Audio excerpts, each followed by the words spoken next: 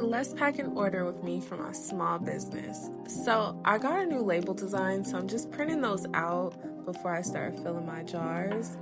I personally like to fill my jars one by one instead of doing like a mass filling because it's better quality control for me. I know exactly how much is going in the jars, what's going in there, so that's how I prefer to do it.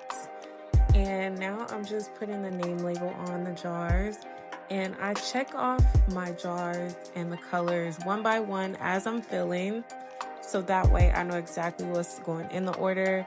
There's no mistakes that happen. It's just better quality control. So now I am packaging the order finally. And if you haven't noticed already, pink is kind of my theme for everything. That's my favorite color.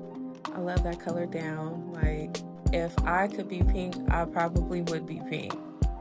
So this round of orders that I got actually bought up all of the macchiato that I have. So that is now sold out. I'll be restocking pretty soon, maybe like in a week or two.